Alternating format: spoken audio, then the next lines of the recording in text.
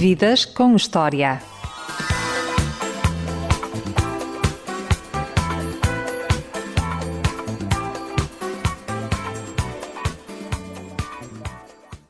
O meu convidado é um jornalista cultural muito conceituado. Na juventude foi ginasta e no final de um torneio foi questionado por um jornal de Sintra sobre o que gostava de ser no futuro. A resposta foi simples e direta.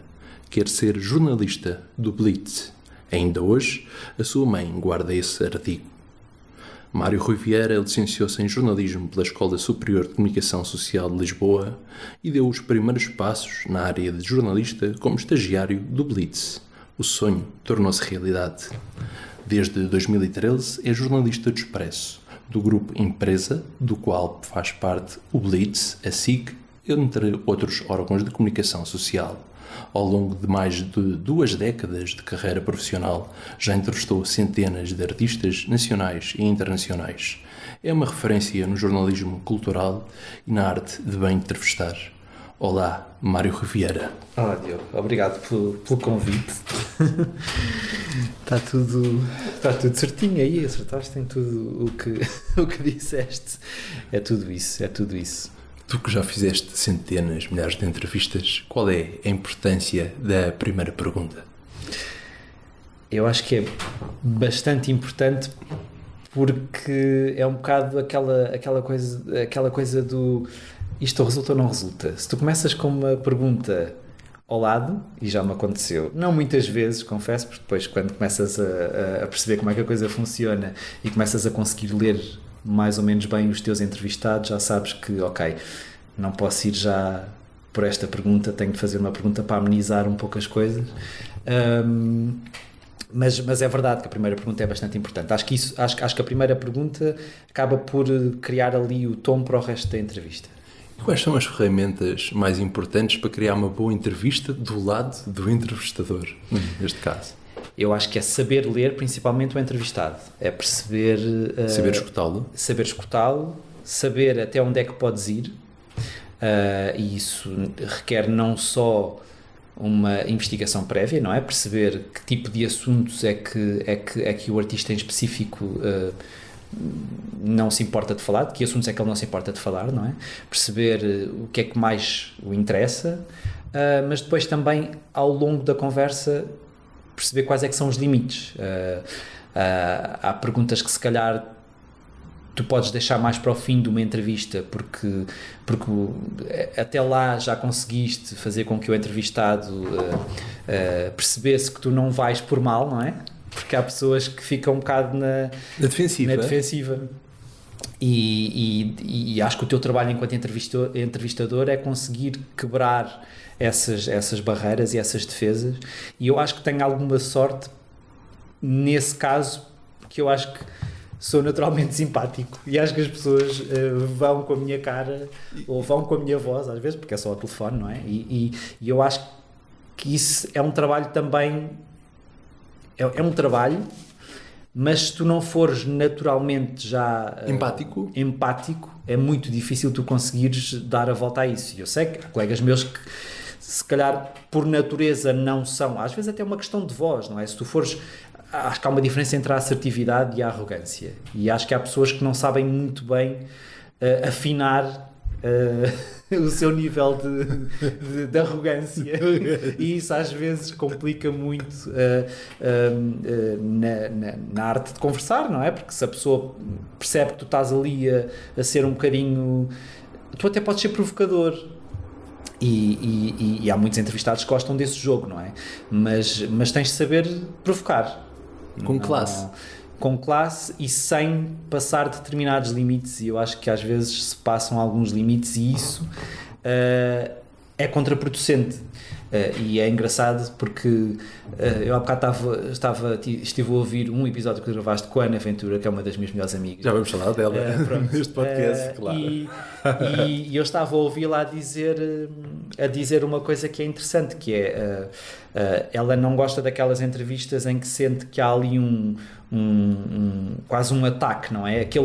Para mim, o jogo da entrevista é mais uma dança, não é tanto um jogo de ataque. E quando tu vês entrevistas, principalmente provavelmente a políticos, não é? Porque tem de ser, até porque a retórica deles é muito diferente. Um artista geralmente não está a defender coisas que lidam se calhar com as vidas das pessoas todos os dias, não é? Não, são assuntos, podem até ser assuntos melindrosos, mas entrevistar um político eu acho que é toda uma outra arte, não é? Pois, hoje em dia, lidar hoje em com dia, alguns então, malucos que andam para aí é preciso ter muita arte. Hoje em dia é complicado.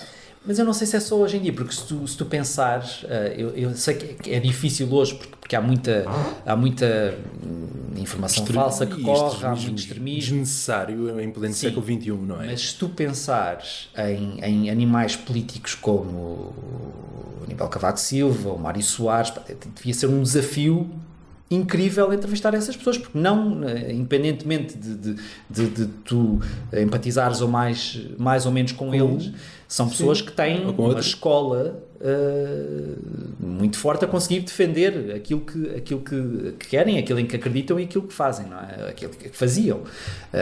Quer dizer, eu acho que se tu pensares hoje em dia, e o António Costa se calhar também era um mestre nessa arte, e eu acho que nós passámos para um paradigma completamente diferente. Eu acho que, e eu já ouvi várias pessoas a dizer isto, e eu acho que é verdade.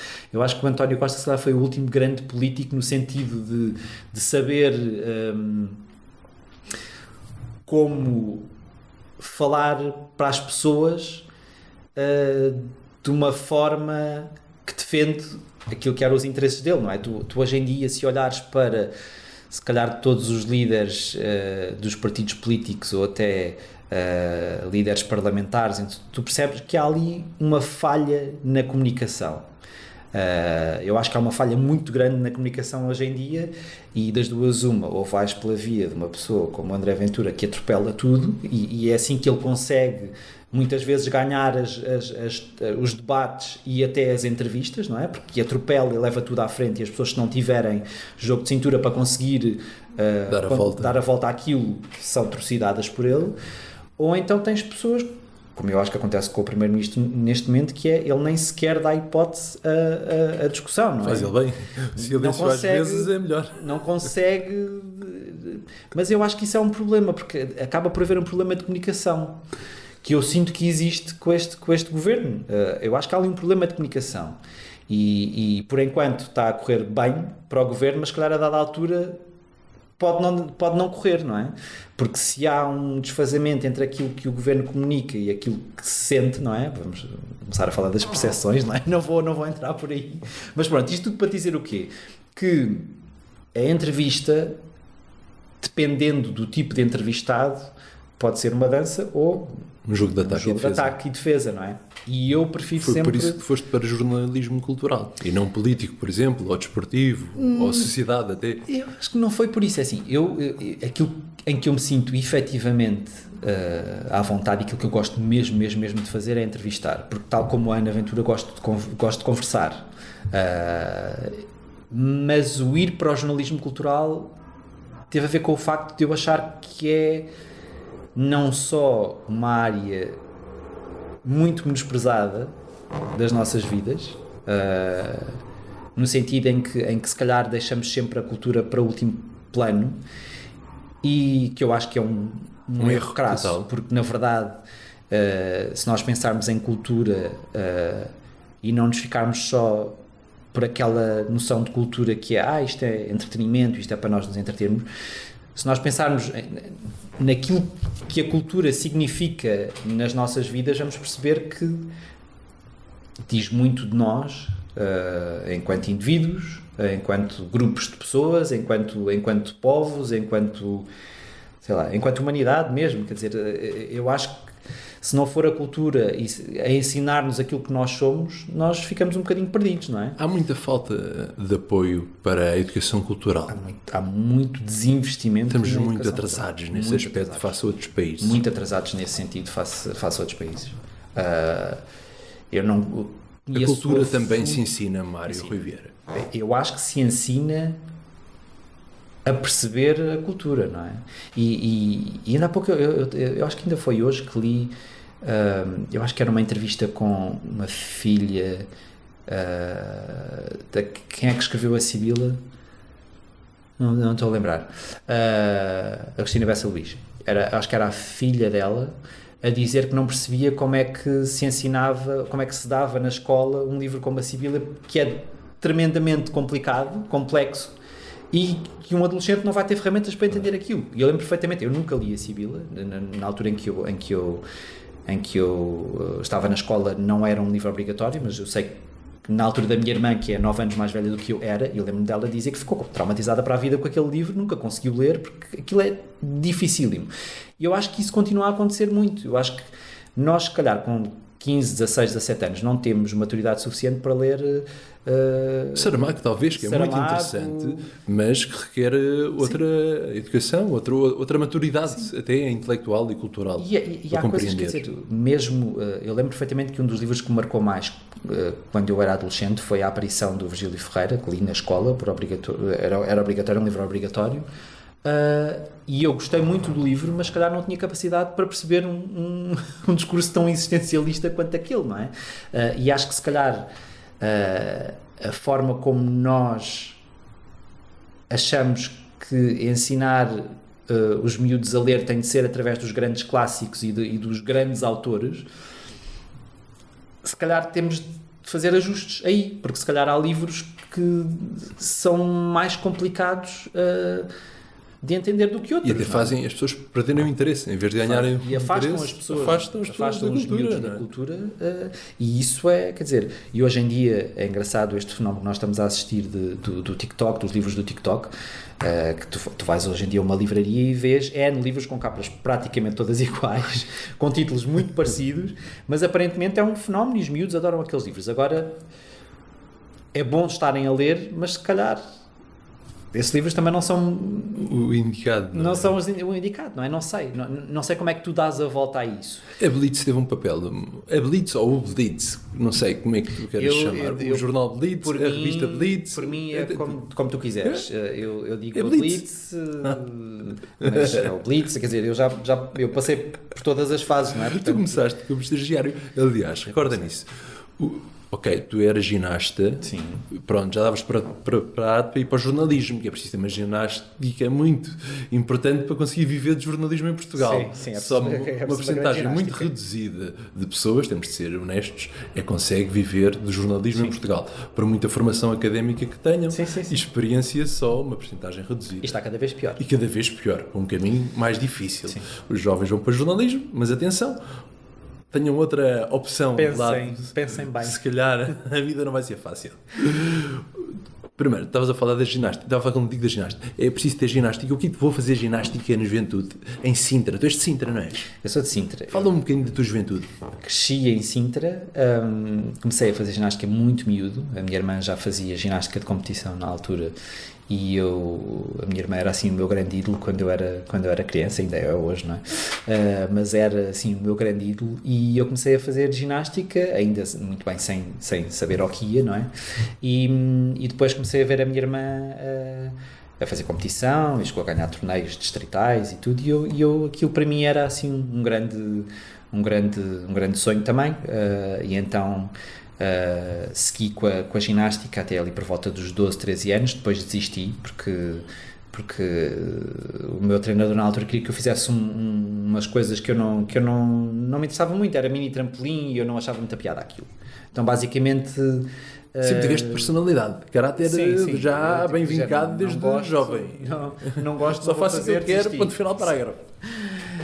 Não gosto, não quero fazer, portanto desisti. Depois voltei aos 16 anos e aí voltei a fazer competição e cheguei a ganhar também um torneio ali, um torneio pequeno de acrobática, e para ti a minha vida sempre foi muito à volta do desporto. Sempre fiz desporto e artes marciais e natação também, tipo, ia fazendo sempre coisas, e muito incentivado pelos meus pais, que é uma coisa que eu acho ótima, e acho que hoje em dia se calhar... Como é? E é a relação com eles?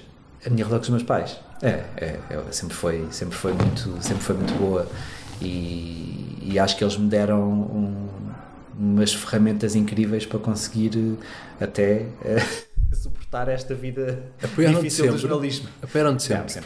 Sempre. Quando eu disse que queria ser jornalista, a minha mãe ficou assim um bocadinho em pânico, porque achou que eu queria ir para cenários de guerra. E eu tipo, não é isso que me interessa de todo. Nada é isso. Não é nada isso. Mas é engraçado porque o jornalismo veio no seguimento de quando era muito miúdo queria ser detetive, porque adorava aqueles livros de uma aventura e o Clube das Chaves. Havia uma série de séries de livros que tinham muito a ver com aquela coisa dos miúdos andarem a investigar coisas, não sei o quê. Então eu achava muita piada aquilo, então dizia sempre quando me perguntavam queria ser detetive. E depois de repente aquilo transformou-se. É parecido, curiosidade. A curiosidade do detetive tem de estar no jornalista. Essa curiosidade transformou-se noutra coisa, sendo que eu às vezes lembro-me de coisas que aconteceu quando era muito miúdo. Eu lembro-me na primária, tinha acabado de escrever, eu já fazia jornais da minha turma, eu mesmo escrevia jornais e dizia que isto e aquilo tinha acontecido e não sei o quê. Portanto, a minha paixão pelo jornalismo se calhar já vem muito, muito lá atrás. Vem antes da música? Vem antes de ouvires António Variações em casa dos teus pais? Não, porque eu acho que as minhas recordações do António Variações são das primeiras recordações que eu tenho. Portanto, eu acho que aí, longe de mim pensar no... É um ídolo para ti? O António Variações é um transformador? É um transformador, é uma referência, Eu acho que ao mesmo tempo nós damos-lhe o valor que ele merece, mas ao mesmo tempo não damos. Acho que ele deveria ter ainda mais importância do que aquilo que tem na história porque não é uma questão de ser um músico só, é uma pessoa que transgrediu uma série transgrediu, sendo apenas aquilo que era, uma série de regras regras que não estão escritas em lado nenhum, mas que estão instituídas, regras sociais, regras, como é que um homem... 50 anos à frente do seu tempo. É um homem muito, muito à frente do seu tempo. Com uma coragem invulgar para a época em que viveu. Sim. E o que é interessante nisto tudo é... Tu escreveste o artigo na revista dos 40 anos da Blitz, tu escreveste o artigo sobre o Dar e Receber do António Variações. Sim. Ele que só gravou 2 discos, o último, curiosamente, no ano em que a Blitz nasceu, ele morreu nesse ano, 84, salvo erro. Sim, 84. O Dar e Receber é um disco importante. É um disco que eu não tenho a certeza se foi o primeiro disco que eu ouvi dele ou não. Os meus pais tinham uma aparelhagem com giradiscos e com uma coisa que era até antepassado das cassetes, que se chamava cartuchos, que eram umas coisas assim grandes, e eu tinha 2 cartuchos quando era miúdo que eram os meus favoritos, que era Carlos Paião e António Variações. E eu não me lembro qual é que era o disco do António Variações. Não sei se era o Dar e Receber ou se era o Anjo da Guarda ao primeiro. Portanto, e nunca vou saber porque os meus pais já perderam esse cartucho, infelizmente. Os giradiscos ainda existe e ainda funciona, mas os cartuchos eu não sei onde é que eles estão. Desapareceram. Se calhar algum dia ainda os encontro, mas desapareceram. Mas o António Variações é das primeiras recordações musicais que eu tenho. Era muito miúdo quando comecei a ouvir António Variações. Os meus pais tinham uma boa coleção de discos e de coisas muito diferentes. Eu lembro-me que tanto tinham Amália e outras coisas de fado, Carlos do Carmo, como tinham uma coleção dos ABBA. Isto era tudo deles. Eles ouviam coisas muito, muito, muito díspares e a tua transversalidade a nível de gosto musical vem deles, estou a ver. Eu acho que vem, até porque depois a minha irmã começou a fazer-me ouvir outras coisas também, não é? Era muito fã dos Wham, dos Genesis, do Phil Collins, que até hoje ainda tenho um certo trauma com a voz dela, porque a minha irmã estava sempre a ouvir e eu a dada altura cansei-me. E eu acho que vem daí. Depois ela comprava muito umas coletâneas que havia na altura que se chamava Hit Parade, que tinha no mesmo disco eras capaz de ter uma canção do Marco Paulo ao lado de uma canção da Tina Turner, milhentas coisas completamente diferentes, e eu acho que sempre me habituei a ouvir de tudo um pouco, e é óbvio que há fases na vida em que tu recusas um bocadinho isso, porque porque o que é cool não é ouvir determinadas coisas, e então se calhar essa por vergonhas bateu-se um bocadinho essa minha esse meu ecletismo, porque se calhar achava que se eu disser que gosto destas coisas, aquelas fases em que tu sentes que tens de ser aceito por um grupo e então se calhar recusas algumas coisas. Lembro perfeitamente da minha irmã achar muito estranho eu ouvir Madre Deus quando tinha 15 ou 16 anos. Ela dizia, mas os teus amigos ouvem isso? Eu, não, mas isso não significa que eu não gosto. Mas não tu gostavas e eu ouvias. gostava, mas se calhar ali a dado momento comecei a pensar, deixa-me lá começar a ouvir outras coisas que vão mais ao encontro daquilo que as pessoas que eu tenho à minha volta ouvem, porque tenho de me sentir incluído, não é? E acho que, curiosamente, quando entrei na redação do Blitz... Lembras-te do primeiro dia? Lembro-me bem de ir lá à entrevista, conversar com o Pedro Gonçalves, que era o diretor do jornal na altura. Lembro-me de logo aí ser apresentada a Ana Ventura. E já foi entrevistada no Vidas Secundárias. Já foi entrevistada por ti, exatamente. Lembro-me logo no primeiro dia de conhecer a Ana Ventura, e depois entrei para estagiar passado alguns meses, porque a minha faculdade estava ali com uns problemas com os estágios e não sei o quê. Então eu acho que fui à entrevista em setembro mais ou menos e comecei em janeiro de 2004 a estagiar. E lembro-me que quando entrei, logo no primeiro dia também tive outro embate com a Rita Carmo, com a grande fotógrafa. A fotógrafa até hoje, a fotógrafa da Blitz. Uma referência na fotografia portuguesa. Uma referência, exatamente.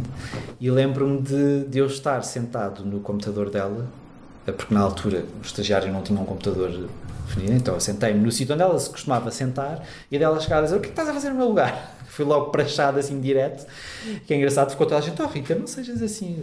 Eu e a Rita somos amigos até hoje, aliás, eu e a Ana Ventura eu, a Ana Ventura e a Rita, eu acho que foi assim um amor à primeira vista, e ficou aquelas amizades para sempre. O estágio, e depois deu origem a colaborações, a avançado, até mesmo jornalista efetivo, passaste por todas as fases. Sim. Foi o teu Euromilhões na vida profissional?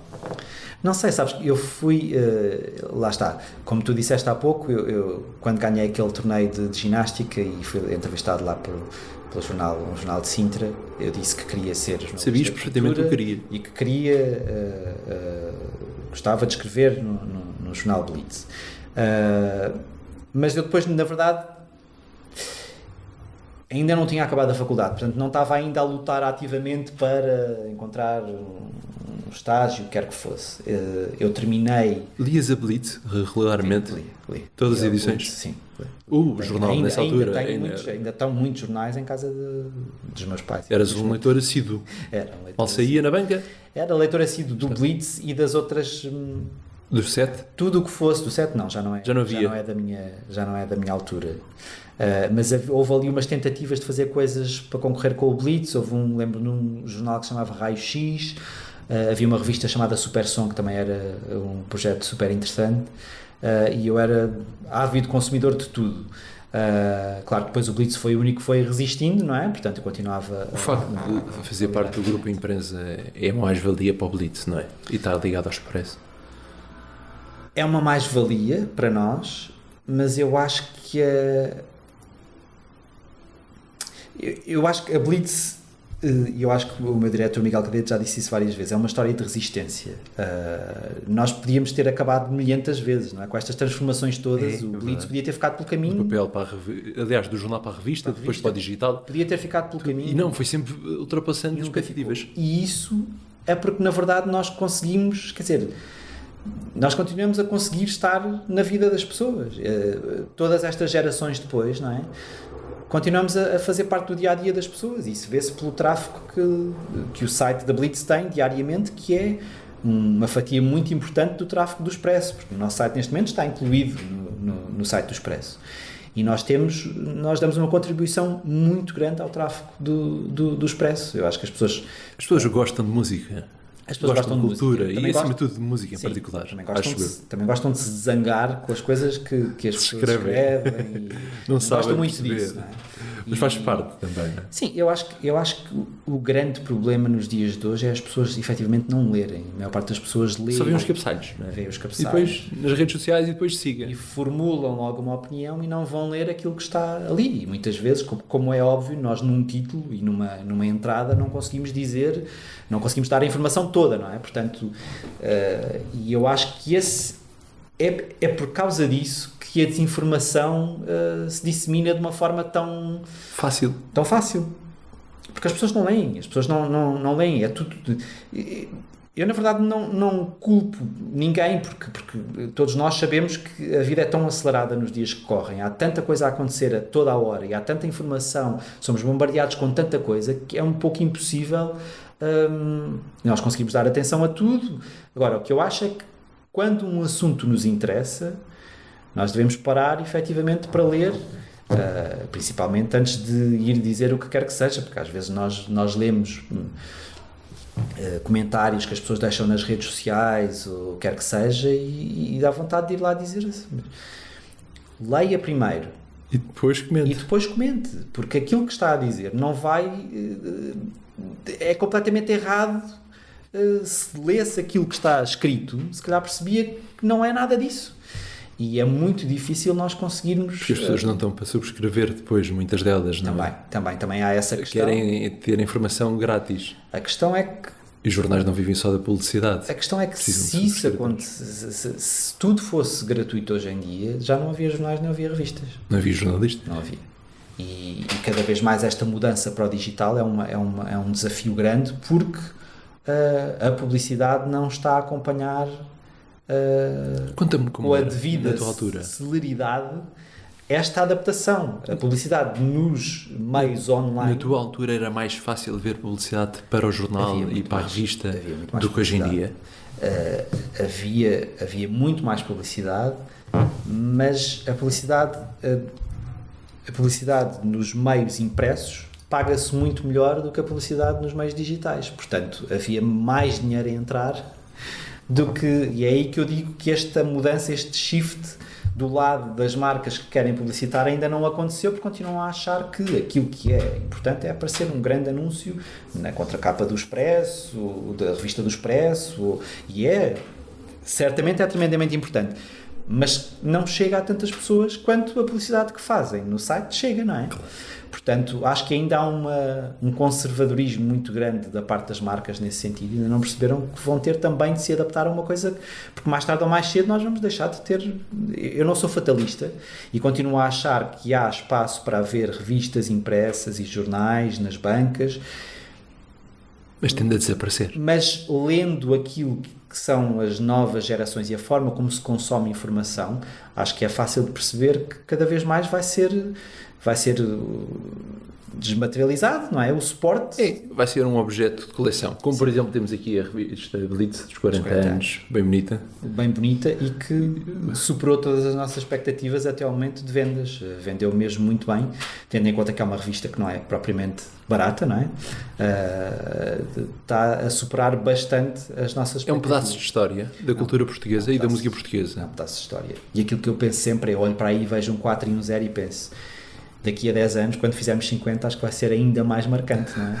Porque são 50 anos. 50 anos é uma data muito redonda. Estás há 21 anos, precisamente. Estou não é? há 21 anos. Conta-me os melhores momentos, os piores momentos. Conta-me histórias destes 21 anos, da Naventura, da Rita Carmo, dos concertos.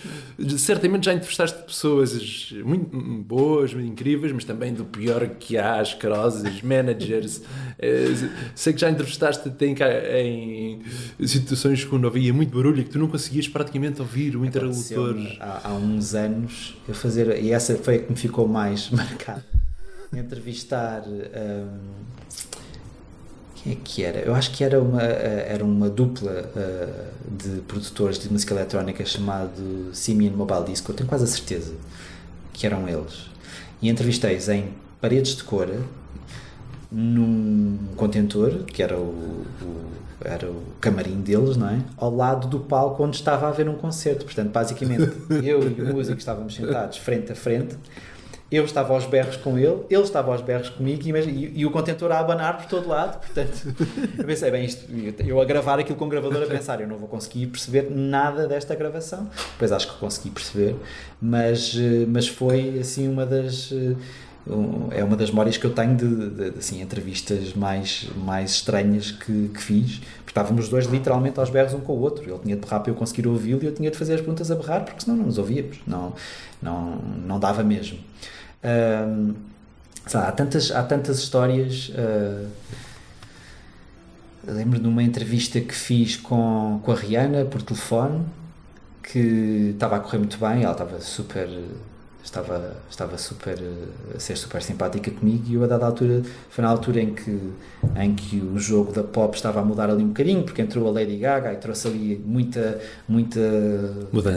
mudança, porque havia muita polémica, havia muita cor, eu dou imenso valor à Lady Gaga, porque acho que a pop estava-se a tornar um lugar muito chato até ela aparecer, e depois as coisas mudaram ali um bocado, gostando-se ou não se gostando daquilo que ela faz. Acho que ela deu ali um clique, que obviamente antes a Madonna já tinha dado, o David Bowie, houve muitas figuras icónicas que nas suas alturas mudaram o jogo, e eu sinto que a Lady Gaga fez isso ali naquela altura.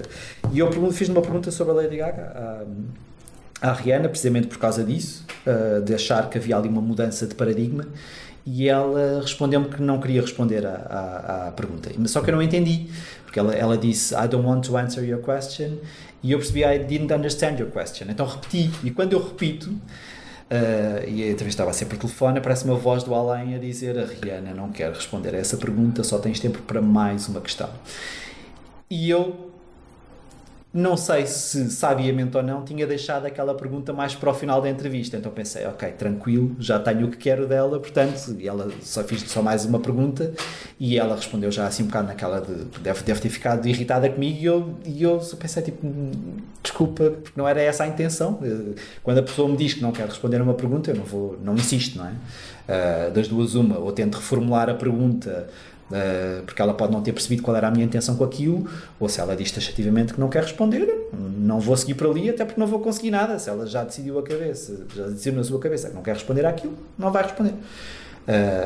E até pode acontecer desligar-me o telefone, se for por telefone, não é? Nunca me aconteceu. Eu sei de colegas meus que já tiveram artistas a desligar-lhes o telefone, cara, não sei em que circunstâncias, não sei porquê, a mim nunca me aconteceu, mas pronto, essa foi outra situação assim caricata, que eu na altura não achei piada nenhuma, porque fiquei nervoso com aquilo, mas agora olhando à distância é o que é, e teve a sua piada. Também me aconteceu uma vez uma pessoa de uma editora enganar-se nas horas de uma entrevista. Estava a entrevistar Perfume Genius, que estava onde? Não sei se era Seattle, eu acho que era Seattle. Então eram umas horas erradas, e eu quando ligo, ele atende assim com uma voz meio estranha, e eu tipo, entrevista Portugal, e ele tipo, it's 4 o'clock in the morning, man. E eu pedi desculpa e disse, olha, alguém se enganou aqui a fazer, eu peço imensa desculpa, eu volto a ligar depois, muito mais tarde, e depois consegui ligar, e já o entrevistei N vezes depois disso. Ele é super simpático, aliás, é tão simpático que atendeu-me o telefone às 4 da manhã, não é? Portanto, podia nem sequer ter atendido, ainda por cima um número vindo de Portugal, não é? Mas foi assim uma situação também engraçada e caricata que me aconteceu, mas que são tantas entrevistas que... Os Daft Punk, como é que é? Os Daft Punk eu não cheguei a vê-los sem a máscara, sim, sem os capacetes. Sim. São os gajos porreiros ou não? Foram muito, muito simpáticos mesmo. Ofereceram-nos champanhe e tudo. Eu fui com mais 2 ou 3 jornalistas e eles estavam lá. Isto foi no Sudoeste, quando o Sudoeste ainda tinha estes nomes assim gigantes.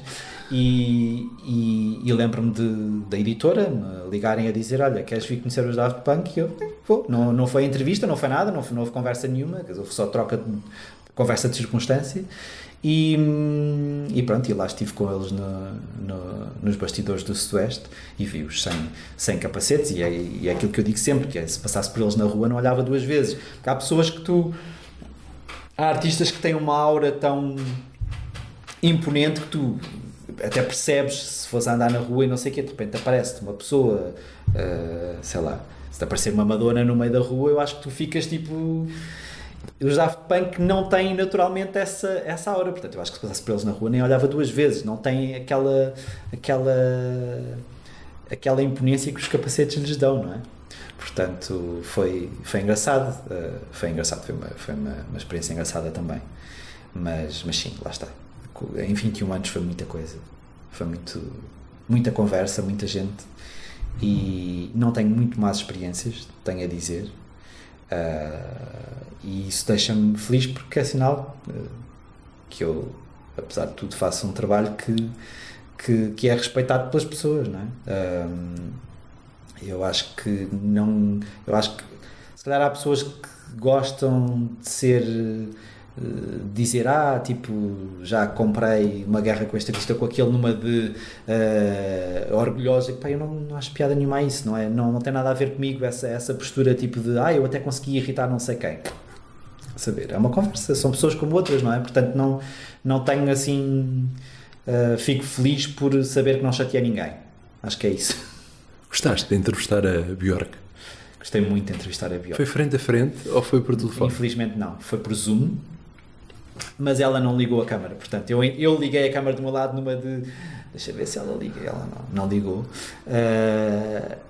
e é engraçado porque eu hoje em dia já não fico nervoso quando vou fazer uma entrevista, é muito raro.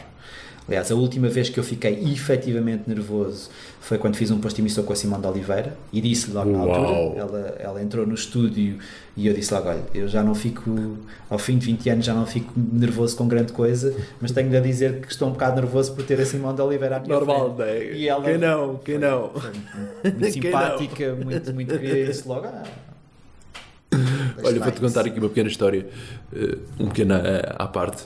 Eu já faço vidas com história há alguns anos e uma das pessoas que entrevistei foi o Rui de Carvalho, e eu estava a tremer. Na altura era feito num estúdio em Vila Franca de Xira, e ele foi de propósito com o filho lá, e ele disse-me, não se preocupe que eu faço a entrevista por si, dou-lhe as perguntas e as respostas, porque eu estava a tremer. Nervoso. Eu percebo.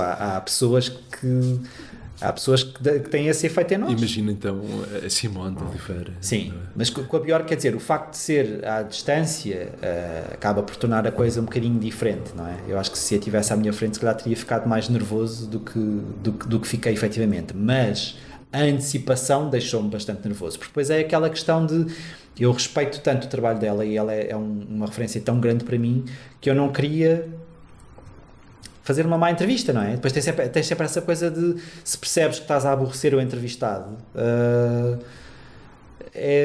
aí então é que começas a ficar nervoso, não é? Começas a dizer, estou a fazer perguntas e a pessoa não está, e eu sei que a Björk não é propriamente a pessoa mais fácil do mundo para entrevistar. Nós já vimos a Björk a atacar uma jornalista num aeroporto, não é? Não sei se alguma vez viste esse vídeo, mas aquilo é uma cena um bocado impressionante. Depois há uma história toda à volta daquilo, acho que acho que é a chegada ao Japão, e acho que aquela jornalista já a tinha importunado uma outra vez, e então ela parte para cima dela assim direto, mas mesmo de a mandar ao chão e tudo. Portanto, eu pensei, bem, se eu chateio a Björk com alguma pergunta, tenho a certeza que ela não vai desligar o Zoom ou vai dizer, e ela foi incrível do início ao fim. Eu, no final,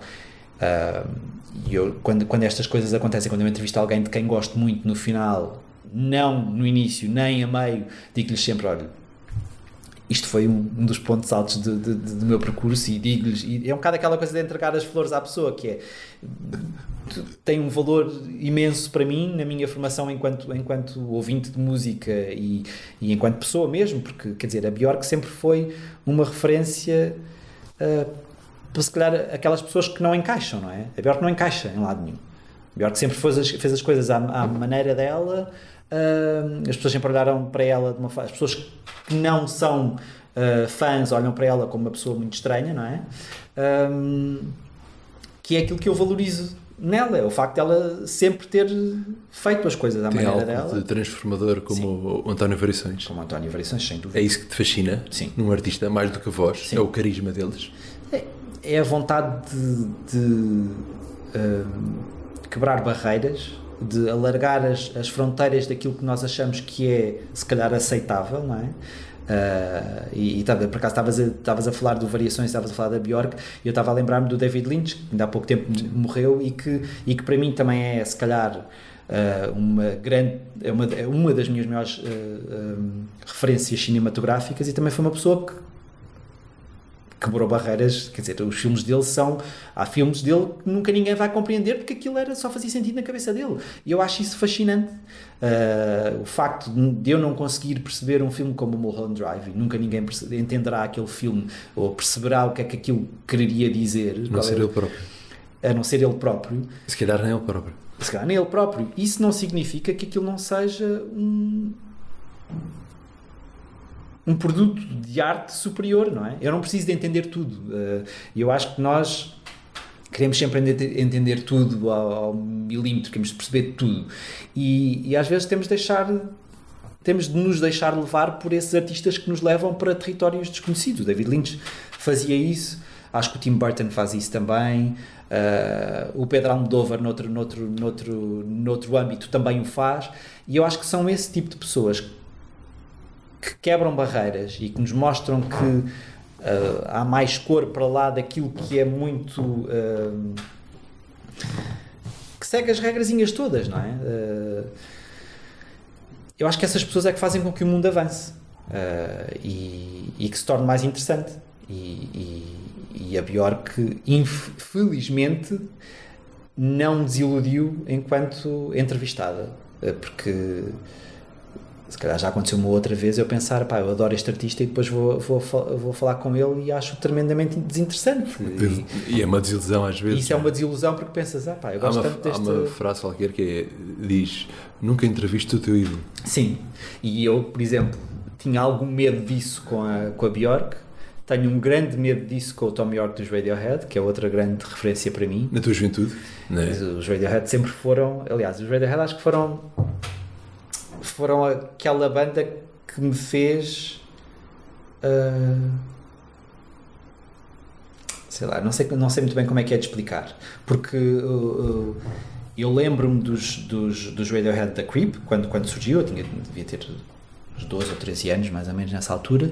Lembro-me de achar alguma piada àquela canção, porque com 12 ou 13 anos já estava a passar aquela fase da adolescência, aquela fase muito, muito estranha da adolescência, em que me sentia um excluído de tudo e de todos, e aquela canção na altura teve algum impacto em mim.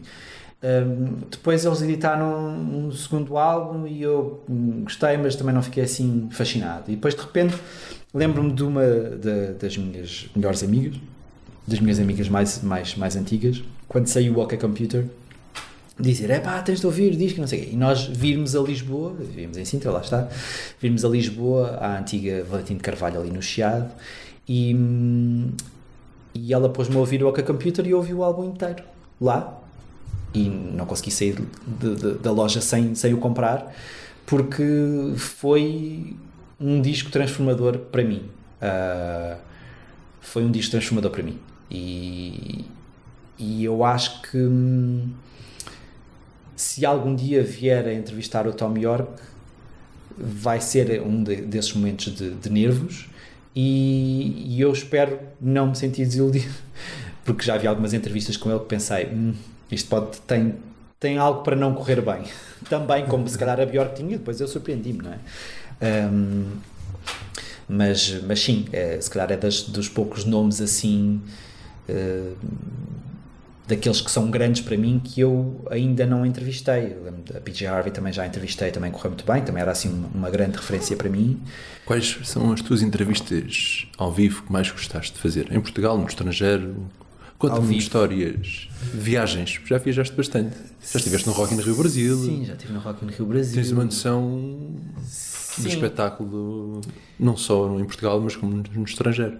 Sim, olha, eu lembro-me da primeira vez que fui a Paris e fui ainda na altura pré-GPS nos telemóveis, portanto fui completamente sozinho a entrevistar o Soundgarden na altura, e lembro-me de falar com o Chris Cornell e de achar uma pessoa bastante mais simpática até do que aquilo que se calhar eu estaria à espera, mas acho que foi das primeiras viagens que eu fiz em trabalho totalmente sozinho, para uma cidade que eu não conhecia, portanto estava completamente a pensar, e por cima a entrevista era 2 horas depois de aterrar.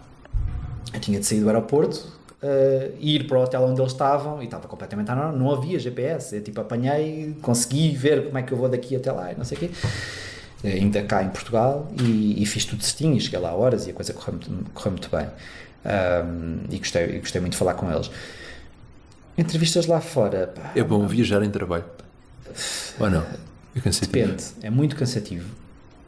Já aconteceu N vezes eu fazer a entrevista no próprio dia e voltar no próprio dia. Ir de manhã fazer a entrevista e depois voltar é muito cansativo. Na Europa é muitas vezes assim? Ou é no próprio, ir e voltar no próprio dia, ou ir num dia e voltar no outro. Geralmente é assim que as coisas acontecem.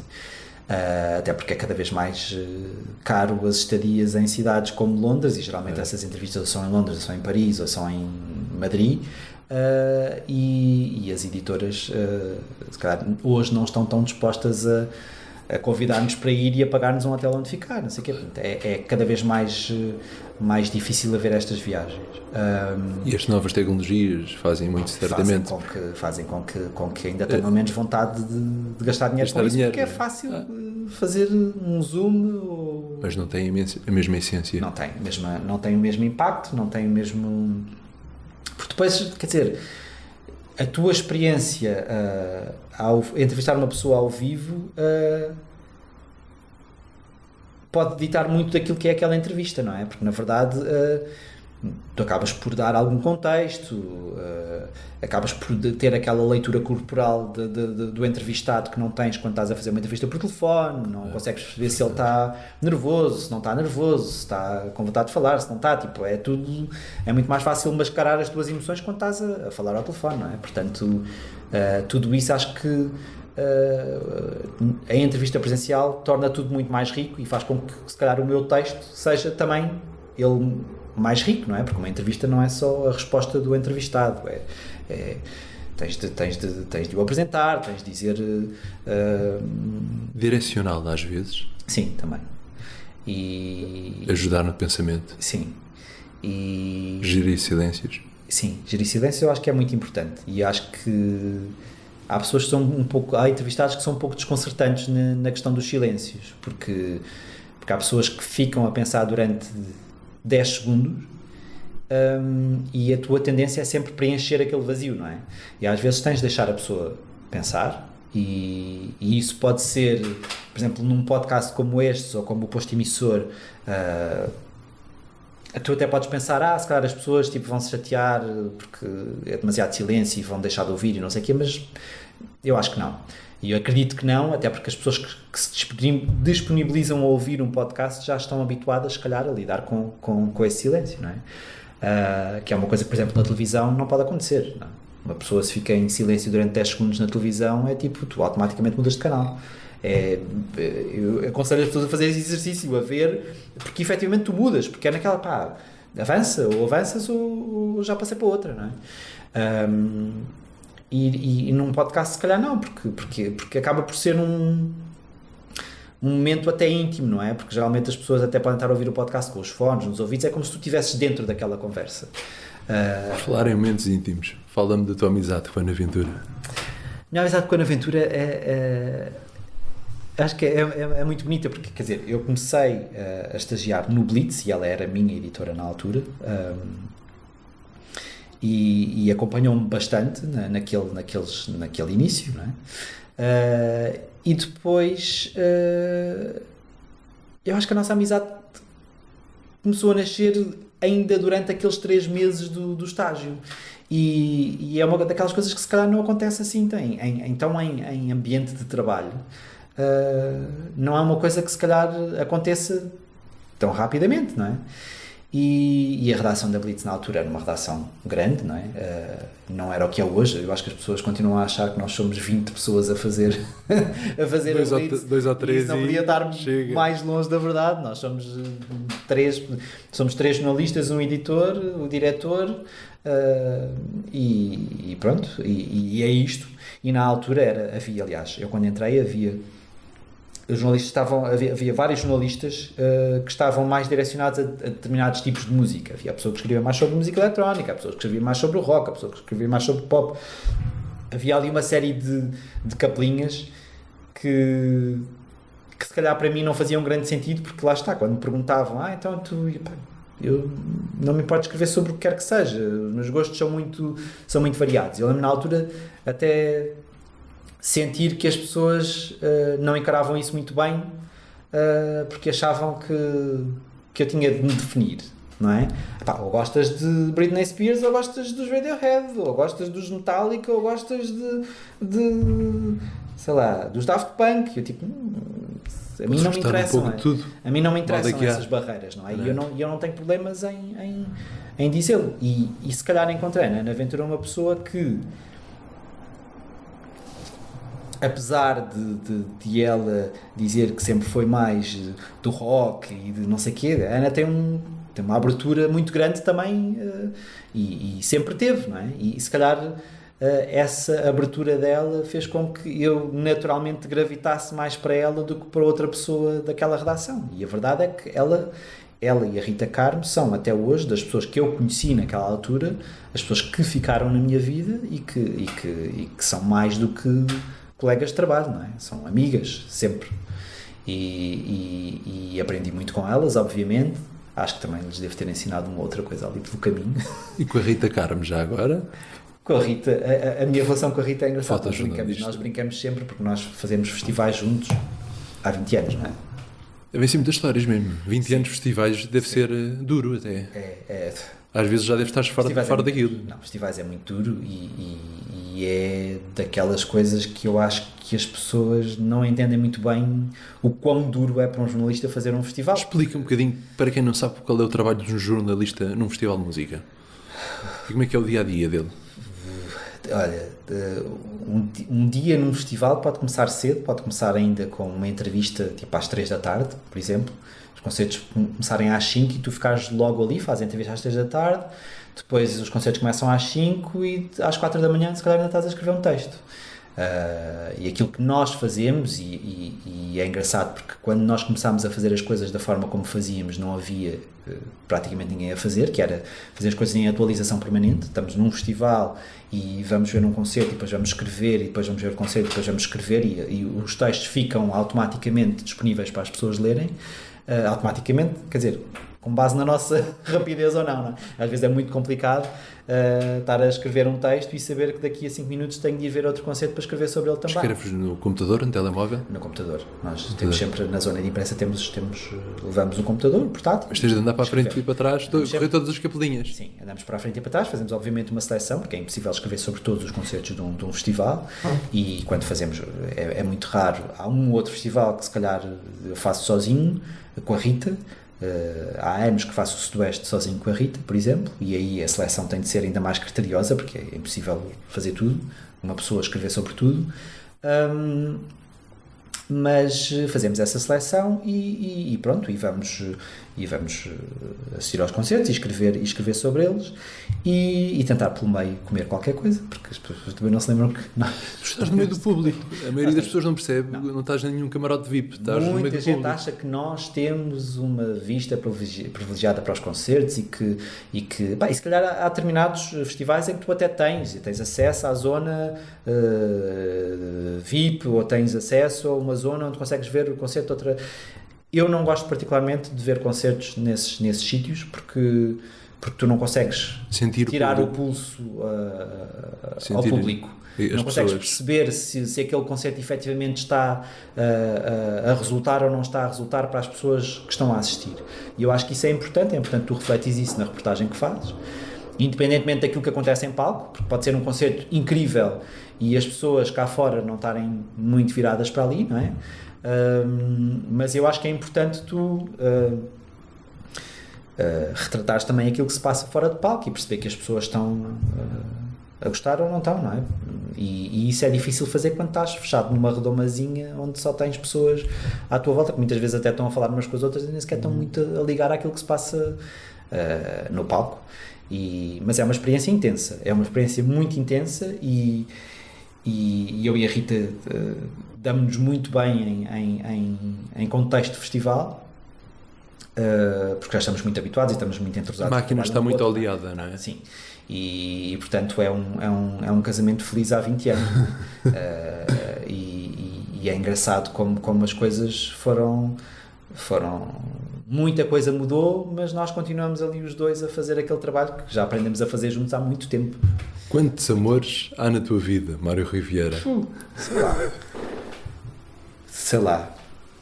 Eu apaixono muito facilmente por pessoas, eu adoro pessoas. Por isso é que eu acho que a questão da entrevista é tão importante para mim, porque eu gosto efetivamente de conversar, gosto efetivamente de conhecer pessoas, gosto de apresentar coisas às pessoas. Aliás, eu acho que o eu vir parar ao jornalismo cultural e mais especificamente ao jornalismo de música teve muito a ver com o facto de eu estar sempre a querer mostrar aos meus amigos música nova, sempre a fazer aquilo. Eu hoje em dia faço sempre, todos os meses faço uma playlist e partilho nas redes sociais, porque eu gosto efetivamente de mostrar coisas às pessoas. Isso era um papel que há uns anos a rádio tinha e hoje em dia deixou de ter, não é? Porque hoje em dia com o streaming é diferente, as pessoas têm tanta coisa ao seu alcance, mas será que às vezes não é bom ter um conselho para ouvir novas sonoridades? Eu acho que é bom saber distinguir o trigo do joio. Sim, eu acho que é bom tu mostrares às pessoas coisas que achas que elas podem vir a gostar. E é óbvio que se calhar se tu chegares à minha frente e te apresentares como uma pessoa que gosta de música mais alternativa, eu se calhar vou-te sugerir isto ou aquilo que andei a ouvir. Se gosta de música pop, vou-te sugerir este ou aquele artista que se calhar está aí a entrar agora em grande. E eu gosto efetivamente de... Não gosto quando as pessoas chegam ao pé de mim e dizem então o que é que... Diz-me lá que sugestões é que tu tens. Assim no geral não, diz-me o que é que... Mas de vez em quando gostas de publicar umas playlists. Eu todos os meses publico as minhas playlists e se tu fores ouvir as minhas playlists aquilo atira para todo lado. É verdade. Coisas completamente diferentes. E eu gosto disso até porque depois lá está, se calhar as pessoas chegam ali e ouvem, olha, e já várias pessoas me disseram, tipo, conheci aquele artista porque ouvia coisa, ou conheci aquele artista. Das coisas que mais me deixa orgulhoso de mim é miúdos com 20 e poucos anos ou 30 chegaram ao pé de mim e dizerem, olha, conheci os Knife ou o Weekend porque tu escreveste sobre ele tipo há não sei quanto tempo e isso é das coisas que me deixa mais orgulhoso, não é? E que me deixava muito orgulhoso quando eu chegava ao pé dos meus amigos e apresentava um disco e eles diziam isto é incrível e não sei o quê, é uma coisa que me dá efetivamente gozo. Portanto, é uma paixão mostrar música às pessoas, ou música e sugerir filmes e séries, é uma coisa que me dá muito gozo. Eu gosto de partilhar aquilo que gosto e às vezes até me irrito quando as pessoas dizem não gostei nada. Eu tipo, como é que é possível? Não tens gostado? Isto é incrível. Mas é o que é, cada pessoa tem o seu gosto e eu não os discuto, não é? Mas gosto quando acerto. Gosto de chegar àquela pessoa e dizer, olha, vai ver esta série ou ouve este álbum e depois a pessoa dizer-me, olha, incrível, adorei. E pronto, lá está. Isso é uma das minhas paixões, é isso. É conhecer pessoas, mostrar-lhes coisas novas que eu gosto e pronto. E imagina, a ginástica continua a ser uma paixão. Eu, quando chegam os Jogos Olímpicos, estou vidrado a ver ginástica o mais que posso. O cinema continua a ser uma paixão gigante também para mim. As séries, eu tenho que ter uma aplicação para apontar os episódios todos que vejo, porque eu vejo 5 ou 6 séries ao mesmo tempo, portanto todos os dias à noite eu estou a ver uma série diferente, portanto tenho-me orientado de alguma maneira, mas sim, a cultura para mim infelizmente não vou tanto ao teatro quanto gostaria, mas gosto imenso de teatro também, gosto imenso de dança, gosto de tudo. tudo que seja cultura, desde que me interesse, que o assunto me interesse, eu gosto de ler, é uma coisa que eu faço cada vez mais. Eu lia muito quando era miúdo, depois ali na fase da faculdade deixei de ler porque tinha de ler coisas técnicas e quando comecei a trabalhar não tinha grande cabeça para ler, e nos últimos anos voltei a ler assim com muita... Voltei a investir nisso e é uma coisa que é... Eu acho que até para controlar a ansiedade do dia-a-dia, ler é ótimo. Ler antes de dormir é das coisas mais... Dormes melhor, é impressionante. A leitura tem um poder incrível. O que é feito do Subverso? O Subverso foi uma coisa que eu fiz, lá está, nessa senda de sugerir coisas às pessoas. Era um bocado até para calar aquelas pessoas que me vinham sempre dizer: então o que é que andas a ouvir? O que é que andas a ver? O que é que andas a ver? Então eu disse: olha, aqui está, vou fazer uma coisa de rápido consumo. Era um podcast de 5 minutos. Sim, que eu curtinho. Gravava em casa, era muito curtinho. Gravavas em casa? Gravava em casa, sim. Uma coisa muito curtinha. Só que a dada altura aquilo começou a tirar... Também me tirava muito tempo, na verdade, porque as pessoas acham que isto são só 5 minutos, é fácil de me fazer. Mas quer dizer, eu gravava, editava, tinha de fazer investigação sobre aquilo que estava a sugerir e tinha de escrever um guiãozinho, portanto, aqueles 5 minutos acabavam por se revelar são muitas horas um dia de trabalho.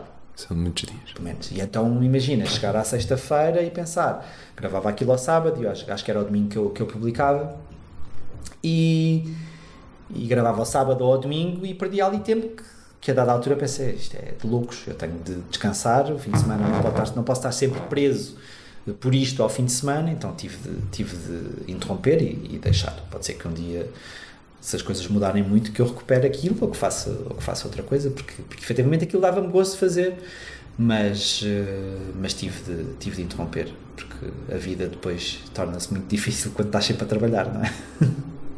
Que era um trabalho, era um gosto, mas era trabalho, no fundo. Estamos quase a terminar.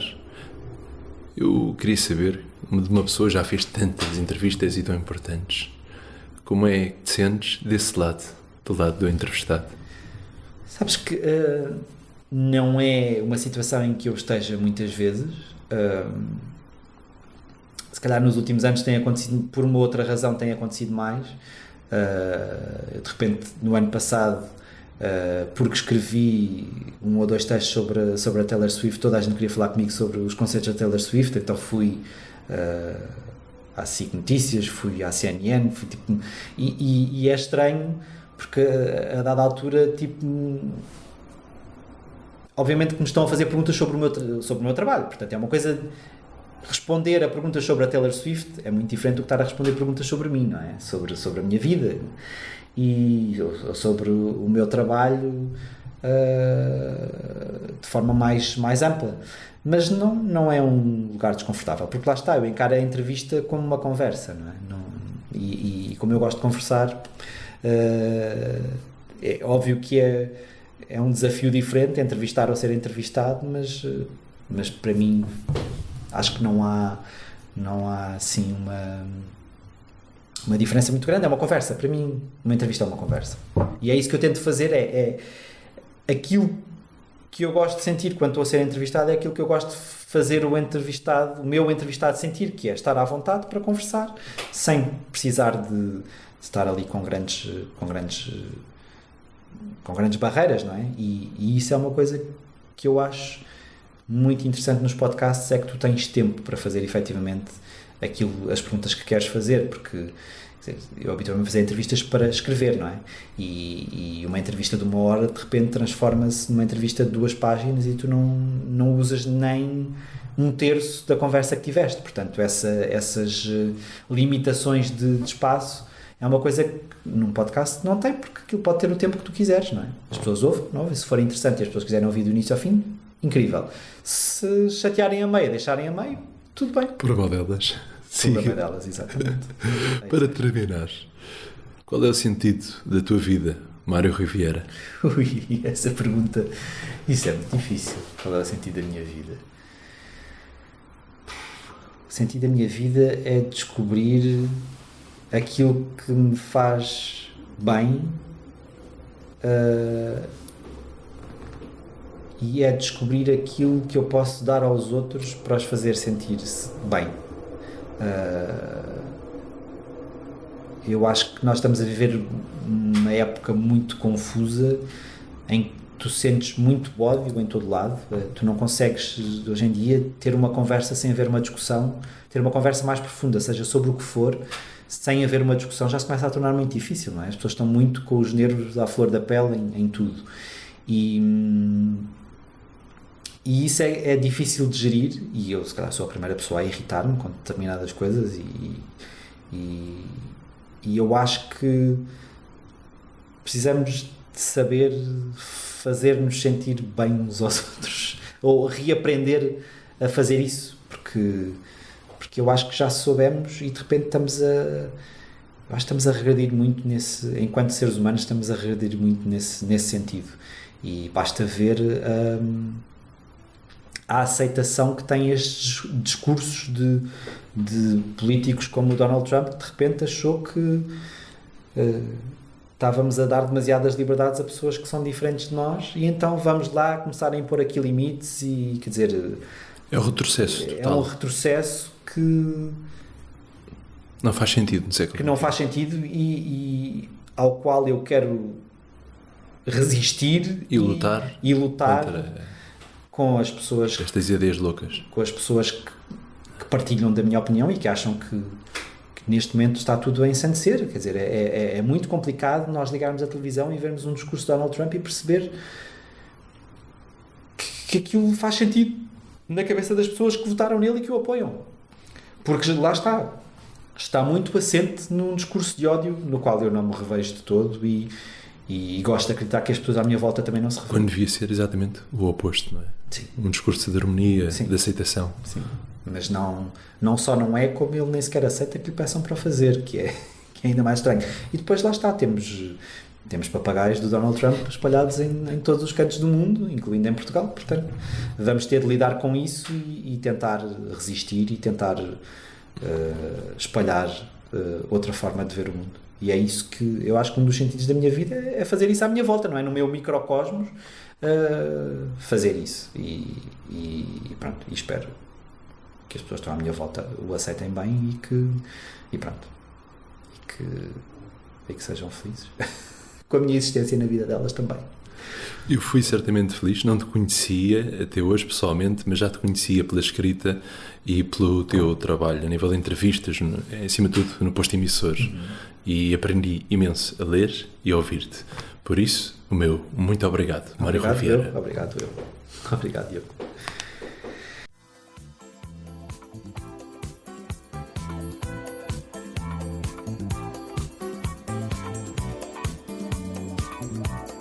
Eu sou o Diogo Marcelino e este foi o Vidas com História.